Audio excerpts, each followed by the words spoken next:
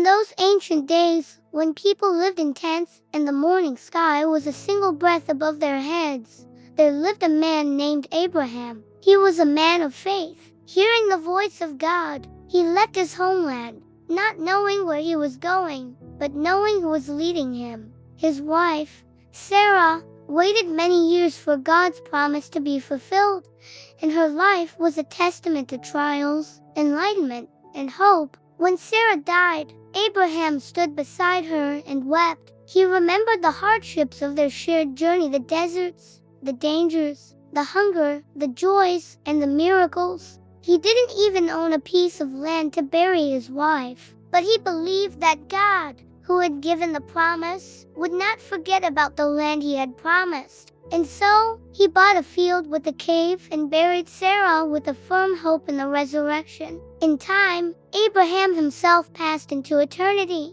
Isaac, fulfilling his father's command, buried him next to Sarah. But this story was not over, because for God, death is not an end, but a transition. And God, who called himself the God of Abraham, Isaac, and Jacob, showed that his covenant is alive.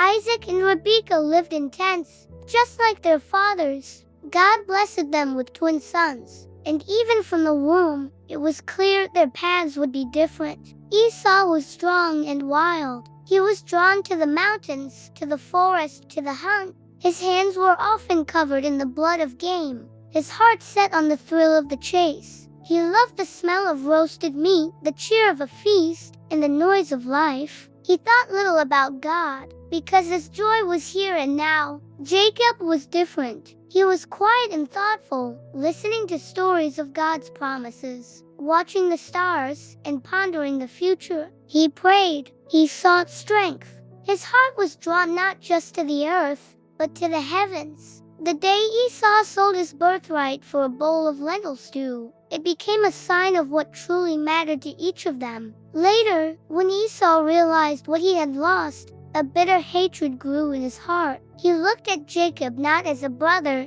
but as an enemy. Constantly, Esau thought about revenge. And one day, the decision was made in his heart: I will kill Jacob. Rebekah, with a mother's intuition, sensed the danger. She saw darkness in Esau's eyes and fear in Jacob's heart, and she said, "Flee, my son, save your life. God still has a plan for you." So Jacob walked into the night. Every step took him further from home. Every step was a mix of pain and hope. He didn't know if he would ever see his father and mother again. He didn't know what lay ahead. He knew only one thing: God was not finished with him yet. And then, in the middle of a barren land, as the wind howled between the stones, he lay down on the ground, placed a stone under his head, and closed his eyes. His heart was heavy. His thoughts were filled with fear, and right then, the heavens opened. He saw a ladder stretching between heaven and earth.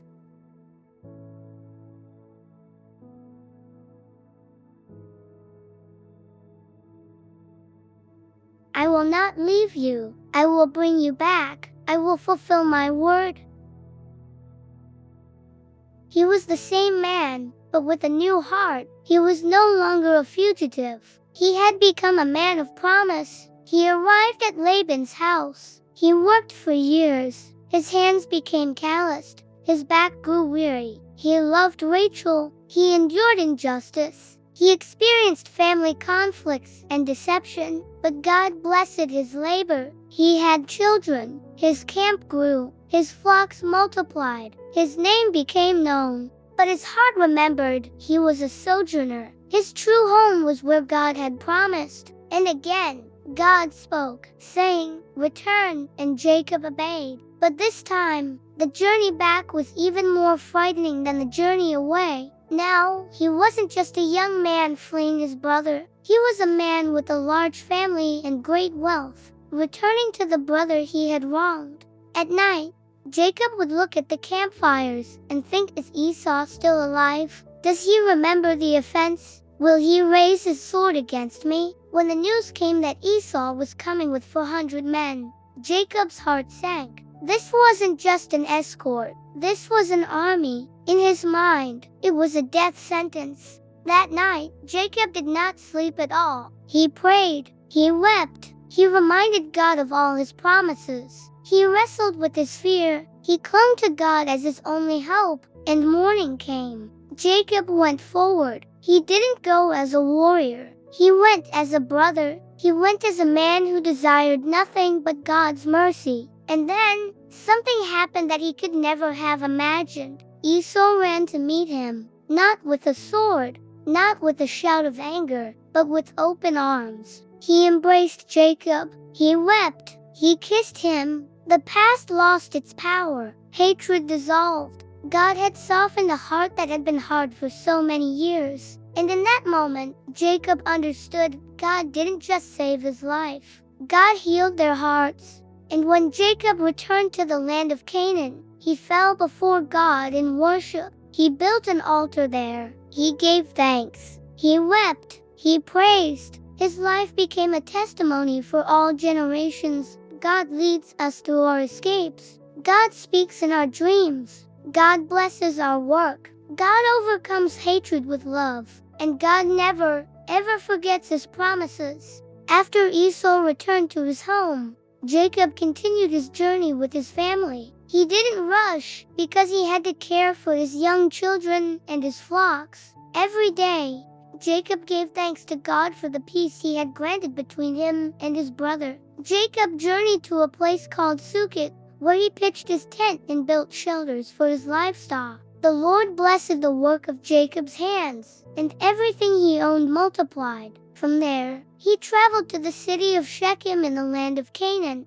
He bought a piece of land, set up his tent, and built an altar, naming it El Israel, which means God, the God of Israel, because the Lord was with him on all his journeys. In that land, Jacob experienced moments of joy, but also turmoil and great trials. This reminds us that the path of the righteous is not always easy, but the Lord allows these challenges to strengthen their hearts. After some time, the Lord spoke to Jacob again, saying, "Arise, go up to Bethel and dwell there. Make an altar there to God, who appeared to you when you fled from your brother Esau."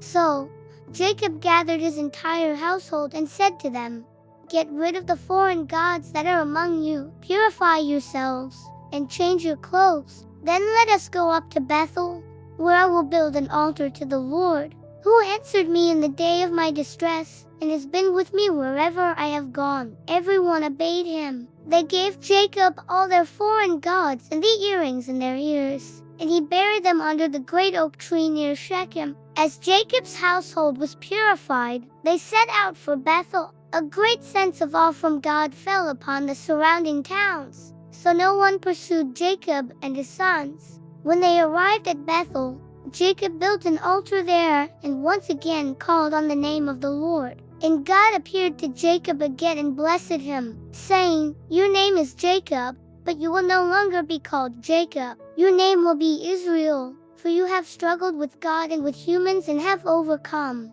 Jacob fell on his face and worshipped the Lord, his heart filled with reverence for God and for eternity. He set up a stone pillar at the place where God had spoken with him and poured a drink offering and oil on it. Jacob then settled in the land of Canaan as a sojourner, trusting that this land was his inheritance. He began to teach his children to fear the Lord, telling them stories of Abraham and Isaac and of God's mighty deeds and miracles. As Jacob looked at his sons, especially Joseph, whom he loved dearly, and his other children, he thanked God. He remembered how the Lord had saved him from his brother's sword, led him on a long journey, and brought him back in peace. Often, Jacob would recall that night when he slept on a stone and saw a ladder reaching to heaven. He would say to himself, "The same God who was with me then is with me now. He will not leave me, and he will not forsake me." So, friends, this story teaches us a powerful lesson. The Lord hears our prayers, changes our hearts, guides us through trials, and always fulfills his promises. Whoever places their trust in him will never be put to shame. Thank you for listening. If this story touched your heart, please consider liking and subscribing for more content like this.